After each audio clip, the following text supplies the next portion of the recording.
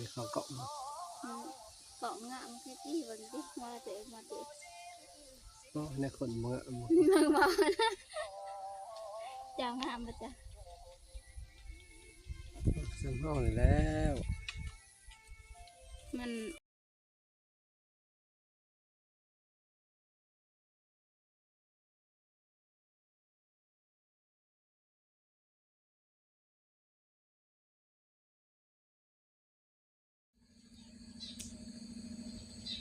สวัสดีทุกคน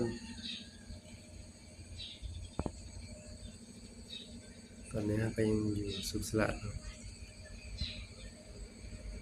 เสาร์แจ่มใสดีแดดออกเนาะ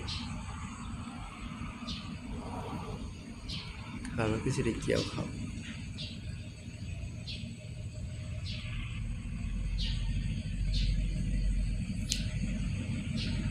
โอ้ย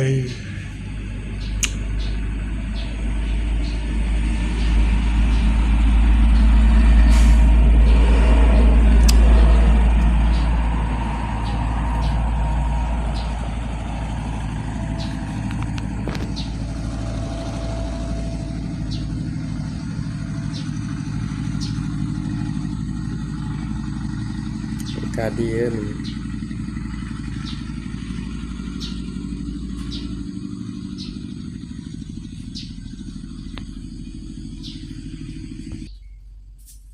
ไปลูกเด็กออกมาหมดๆยังว้ายบักละชิดดืดโอ้ยน่ะเคยมีไปเด้สวยเด้อไปเด้สวยเด้อ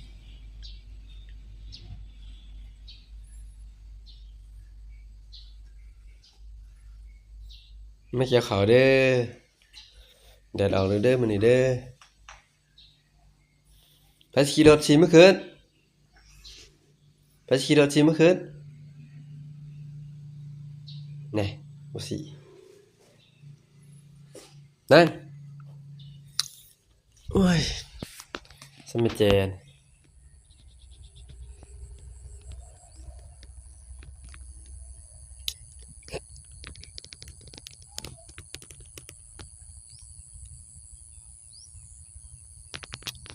เอาเฮ็ดเวียกพ่อพี่น้องมันเอ้ย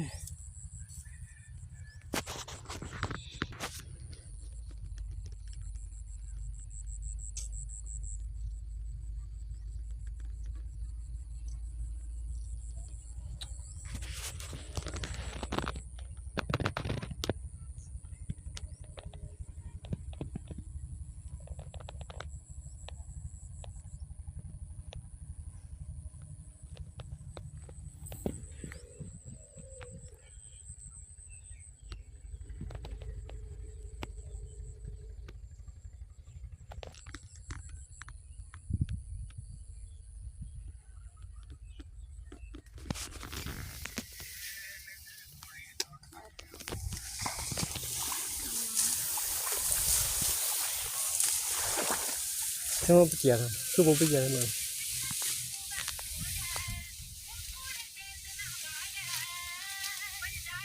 เกี่ยวขอ2 คนพี่น้องมานี่ในหลังก็มาซอยเด้อ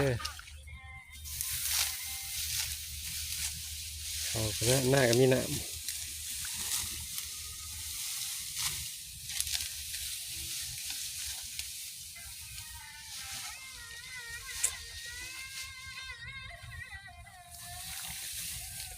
ไม่ได้แล้วคนนี้เนาะ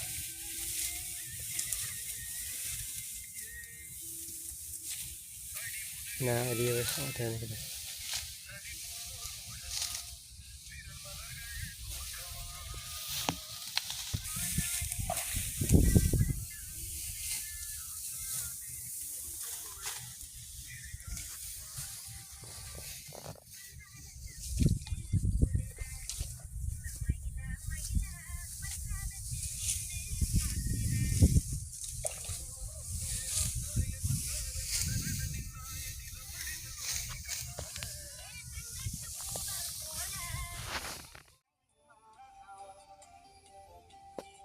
อนนี้ก็เป็นเวลา10:30เนาะพักผ่อนก่อนน้อยหนึง เยอะอยู่ เดี๋ยวขอ2คนมัน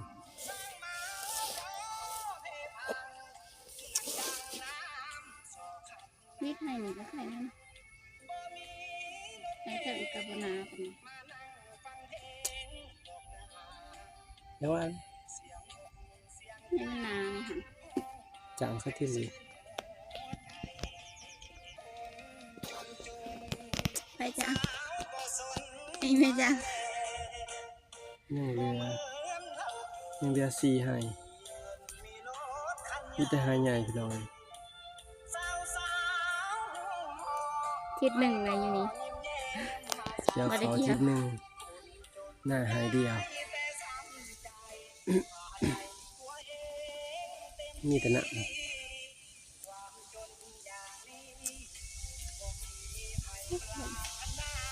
เอาลมพัดเย็นเลย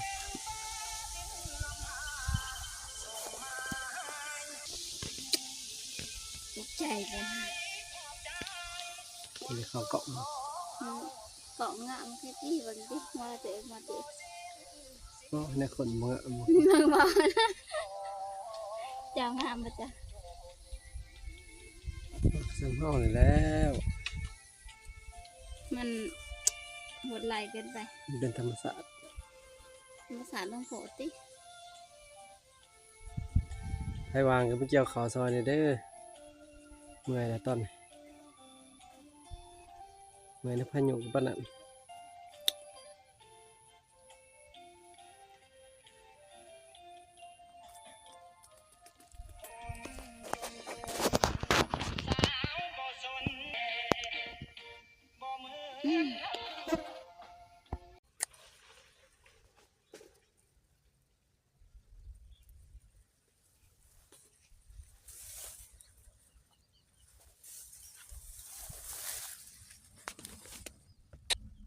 ไปขึ้น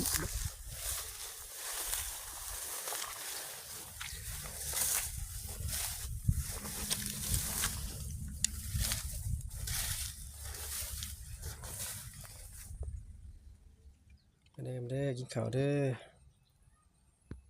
น้อยค่ะ หอมกบปลา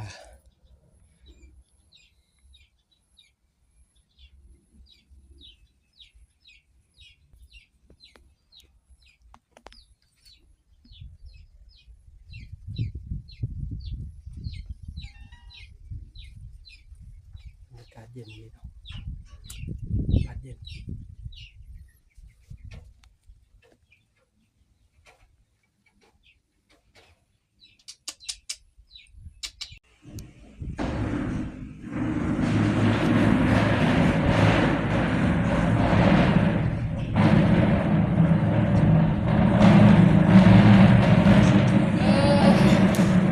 ไม่ไพ่เลย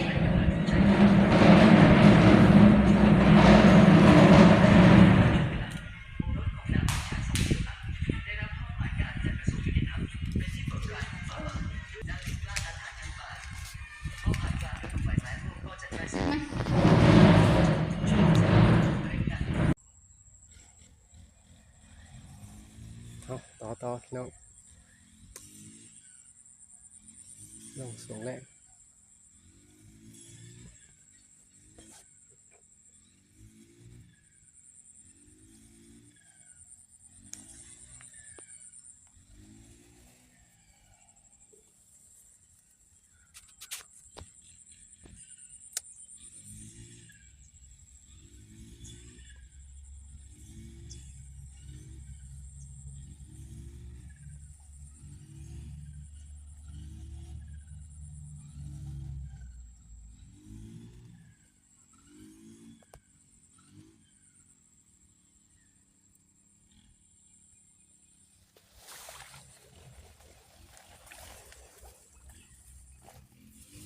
ใส่หน้าก็มีแต่น้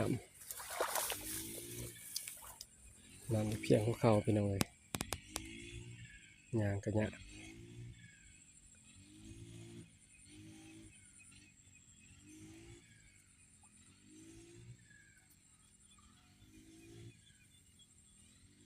เอาเฮ็ดเวียกก่อนเด้อ